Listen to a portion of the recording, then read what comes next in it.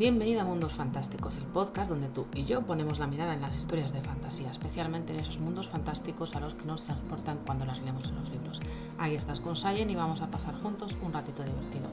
Este es el episodio 16 de la temporada 3 y vamos a hablar de magia dura, magia blanda. Quédate conmigo y abre la puerta a Mundos Fantásticos.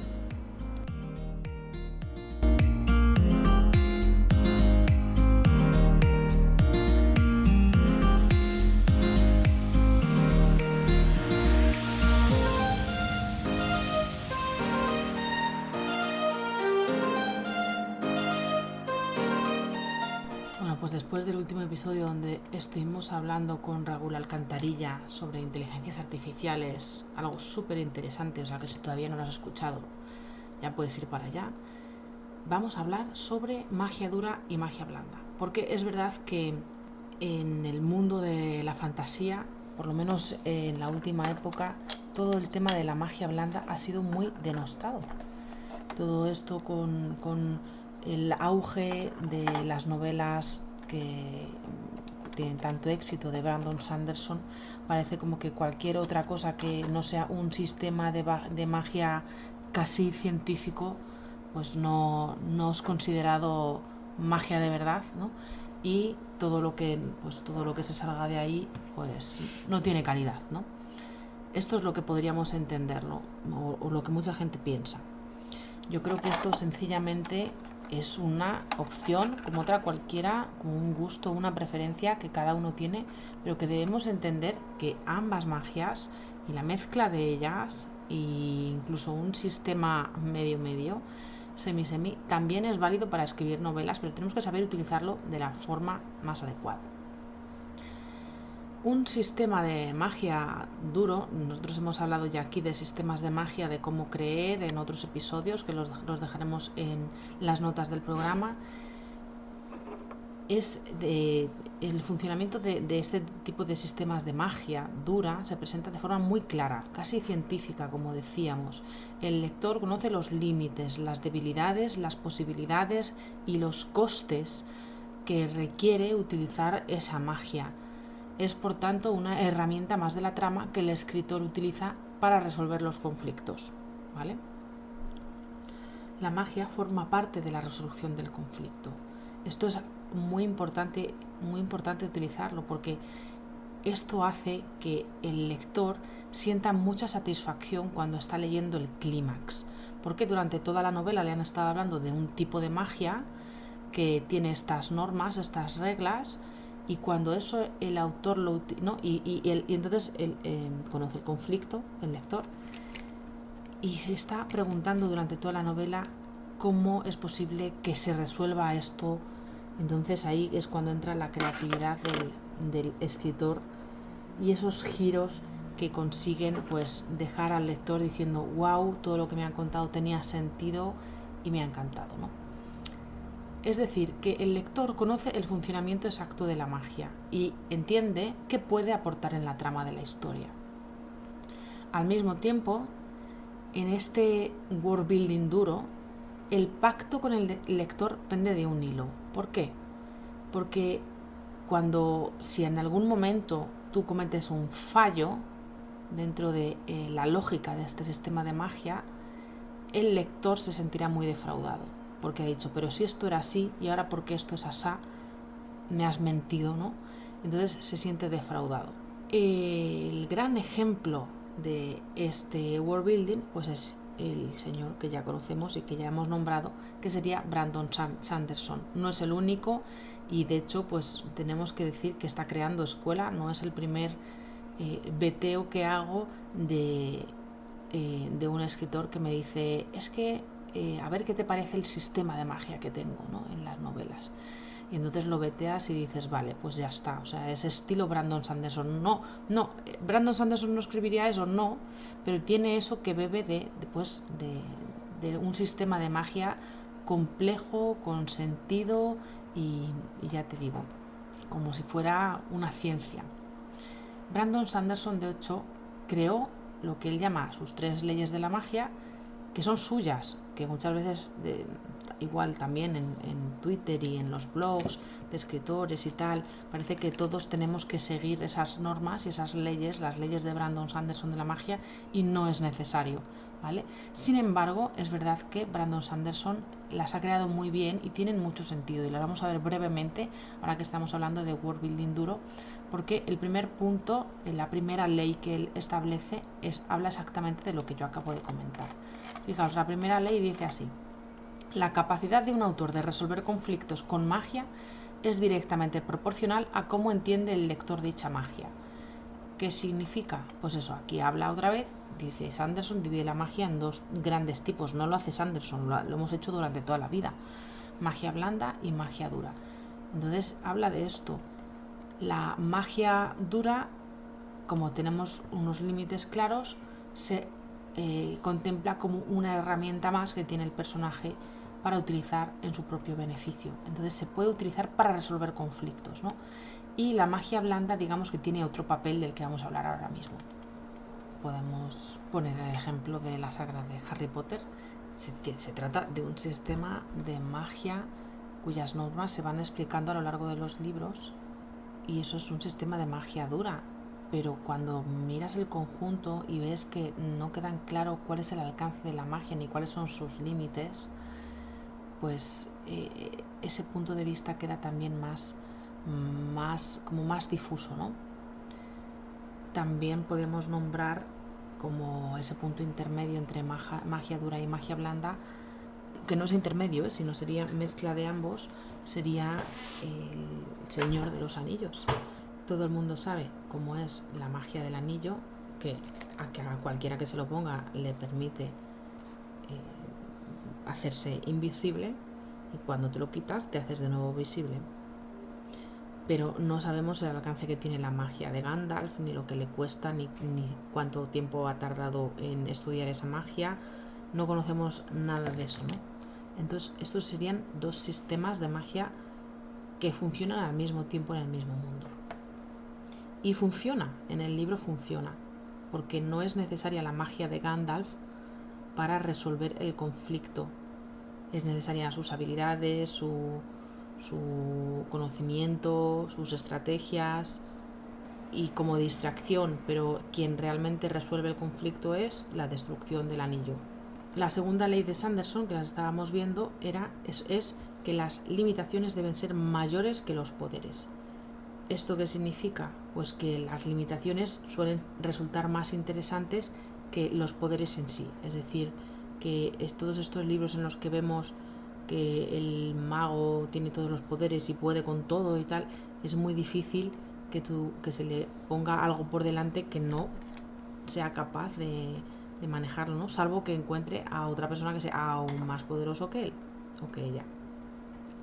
Entonces Brandon Sanderson diferencia entre tres conceptos: limitaciones, en detallarla con exactitud qué se puede hacer con la magia y qué no; debilidades, las debilidades son elementos que los enemigos pueden explotar para agotar a tu personaje; y costes. Es muy importante introducir algún tipo de coste en el sistema de magia, ¿no? Sobre todo para Sanderson, el lector siempre se espera que la magia tenga algún precio.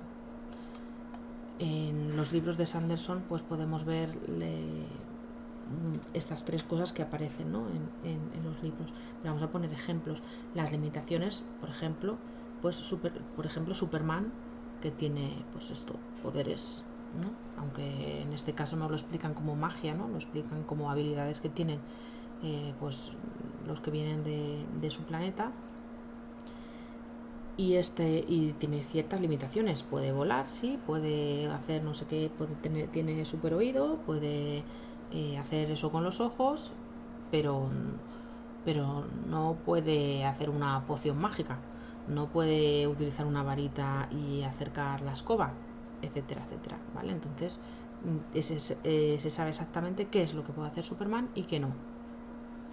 Debilidades. ¿Qué debilidades? Pues la kriptonita, por ejemplo.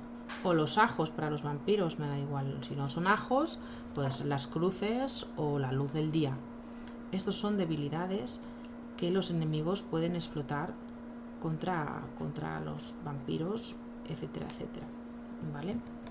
Un hombre lobo solo puede convertirse en hombre lobo en luna llena. En muchos libros, en otros no, esto cambia, ¿no? Pero en luna llena, vale, pues tiene esa limitación. En luna llena, vale. ¿Y cuál es la debilidad? Pues la debilidad puede ser pues que se vuelva violento, que no recuerde lo que ha hecho esa noche, que etcétera. Y los costes, que tenga algún precio. Esto se ve súper claro en las novelas de Sanderson.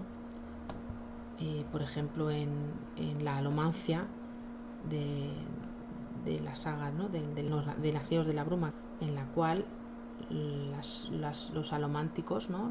Las personas que tienen magia, aunque tiene varios sistemas de magia, ¿no? Pero porque los sistemas de magia de Sanderson ya sabemos que van creciendo y van creciendo, ¿no?